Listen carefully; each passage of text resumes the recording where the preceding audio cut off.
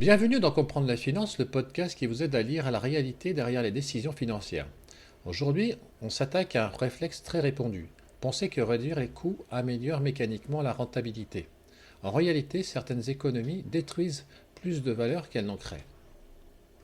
En effet, réduire les coûts ne signifie pas améliorer la performance. Dans beaucoup d'entreprises, faire des économies est perçu comme une décision rationnelle. Mais un coût n'est pas une dépense, c'est parfois un investissement, parfois un amortisseur, parfois un levier de croissance. Supprimer un coût peut donc fragiliser l'opérationnel, dégrader la qualité, ralentir la croissance ou augmenter les risques. La vraie question n'est pas combien ça coûte, mais quelle valeur cela crée ou protège. Nous allons voir trois fausses évidences qui détruisent la rentabilité. La première, réduire les effectifs pour alléger la structure. Sur le papier, les charges baissent. Dans la réalité, cela peut entraîner surcharge des équipes restantes, baisse de qualité, délai plus long, perte de compétences clés. Alors le résultat, moins de coûts aujourd'hui, mais plus de pertes demain.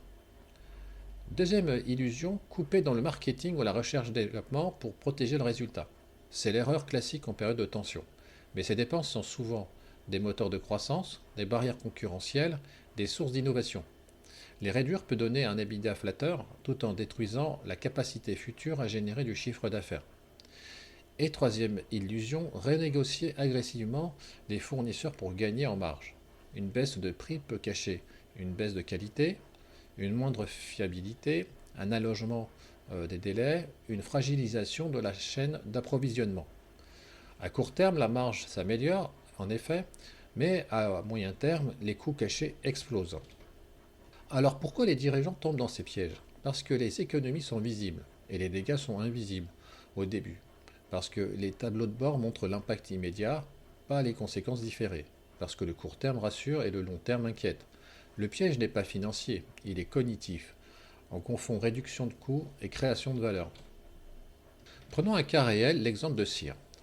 Pendant des années, le géant américain de la distribution a appliqué une stratégie simple, réduire les coûts partout où c'était possible. Sur le papier, frais généraux en baisse, EBITDA stabilisé, trésorerie préservée, mais derrière ces signaux positifs, magasins sont non rénovés, expérience client dégradée, stock insuffisant, équipe sous-dimensionnée et perte de part de marché. Les économies donnaient l'illusion d'une performance maîtrisée, en réalité, elles détruisaient de la valeur. Résultat, baisse du trafic, chute du chiffre d'affaires, spirale de désinvestissement, faillite en 2018. Ce qui est frappant, ce n'est pas la chute, c'est que la stratégie semblait rationnelle sur Excel, mais catastrophique dans la vraie vie.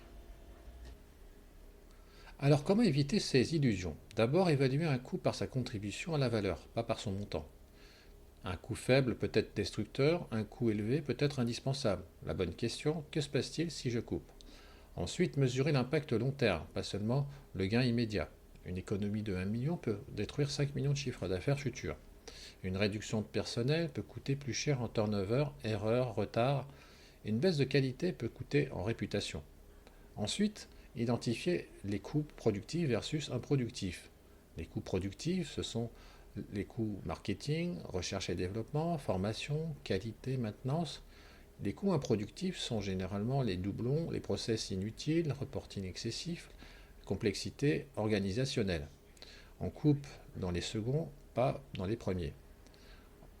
En synthèse, réduire les coûts n'est pas une stratégie. C'est un outil et mal utilisé, il détruit de la valeur qu'il prétend protéger.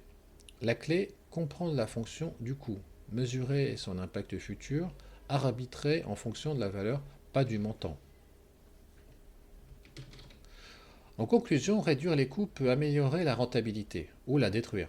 Tout dépend de ce qu'on coupe, pourquoi et avec quelle vision. Les économies faciles sont souvent les plus dangereuses.